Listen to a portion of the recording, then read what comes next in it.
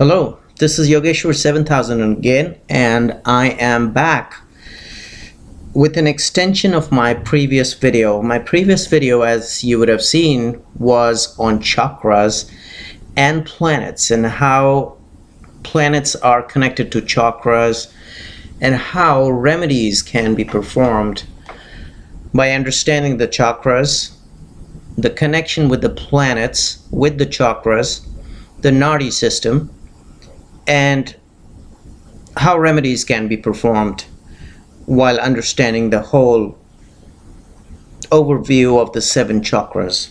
So today we discussed all the 7 chakras, 7 major chakras rather, in our previous video, and today we will be discussing in specific the root chakra, or which is also called the Mooladhara Chakra.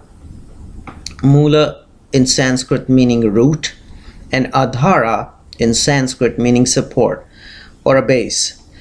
So today we'll be discussing in specific about this chakra, which we briefly discussed in our previous video, and how we can balance and how we can kind of do some healing so that if there are energy blockages in this chakra, as you would have noticed or seen in my last video, how the nadis connect with the chakras, how they are the meeting point of the chakras, and how these chakras become powerful energy centers where these nadis meet.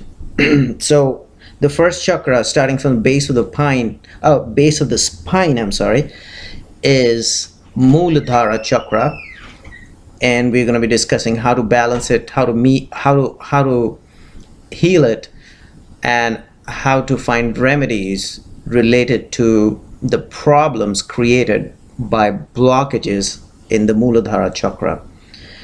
So balancing the root chakra creates basically a very solid foundation for opening the chakras as we go up. It's just like creating a base for any structure which we create. So balancing the root chakra is extremely important. And what does the root chakra or the Mooladhara Chakra represents? Since it's the base, it actually is representative of stability in your life. And this includes the basic needs like food, water, shelter, safety, your emotional security, so on and so forth.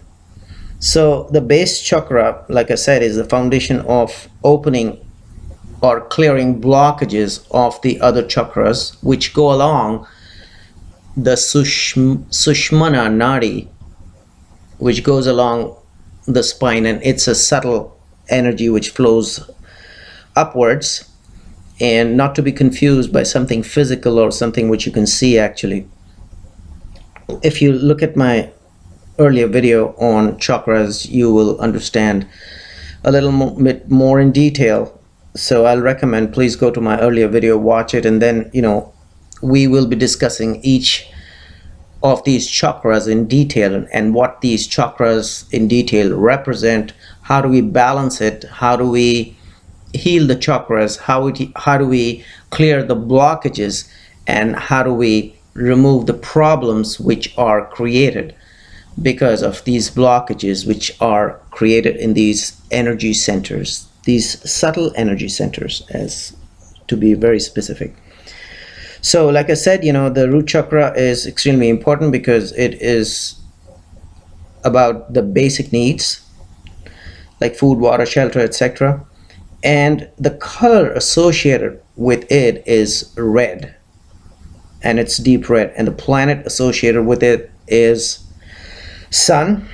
So how do we balance the Mooladhara Chakra? How do we clear the energy blockages of the Mooladhara Chakra? How do we heal the problems which are created because of the blockages of this Mooladhara Chakra? And that is the question today. So How do we do it is several ways. One is through yoga, which is through the right asanas, and the other is sounds, which means the right mantras. So the right mantra chanting can do exceptional healing of that mantra. And then using the right colors, as we know, the planet associated with the Mooladhara Chakra is sun, and the color is red. So the right gemstones can also be used to heal or clear these energy blockages. And as far as the imbalances are concerned, what kind of imbalances do you see when there is a problem in the root or the Mooladhara Chakra? You will see imbalances. The problems manifest as problems in the lower back area. You would have seen people with major problems sometimes in their lower back, which is the base of the spine. So that is one major indication of an imbalance, a physical indication of an imbalance in the root chakra. Then in men, sometimes prostate problems may occur, and eating disorders also can occur, or sometimes problems with the bladder also can be manifested if there's a blockage in the root chakra or the Mooladhara Chakra. So once again, how do we kind of heal it? Is through the right asanas, through the right yoga postures, the right sounds, which are the right mantras, and the mantra which is associated with the Mooladhara Chakra or the root chakra is Lam. And you can just write down Lam and pronounces at Lam, and that is the mantra that corresponds to the root chakra. So sometimes the right mantra and the right chanting at the right time can also create a good condition for opening up of this blockage in the root chakra. The color is red and the planet is sun, and so the gemstones for the first chakra could be rubies and garnets and red jaspers and bloodstones. But I would recommend do not just use it, because I've seen a lot of people recommending gemstones without checking out what gemstones may be suitable as per their basic Vedic birth chart. So be extremely careful. Just don't go to any healer who will just say, okay, well, use these gemstones or crystals by placing these gemstones on the area of the chakra.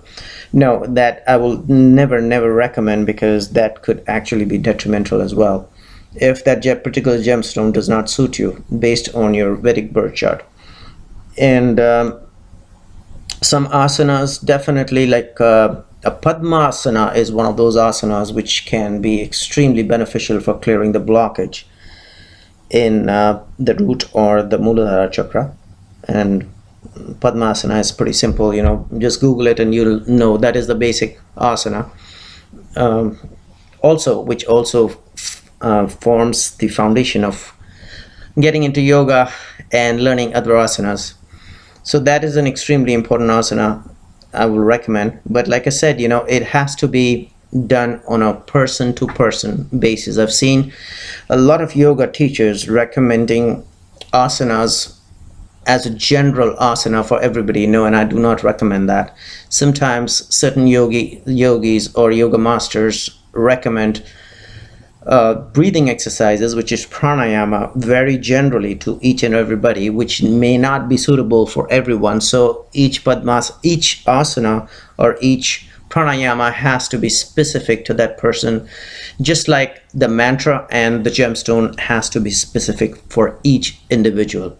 So hopefully you enjoyed this video, and if you have questions, feel free to give me send me an email. I don't have my contact information on my website, and but you can definitely see an email there where you can send me an email if you have questions. And in the meanwhile, I will recommend subscribe to my channel and check out my website. There is a link below, and I will see you soon. Thank you.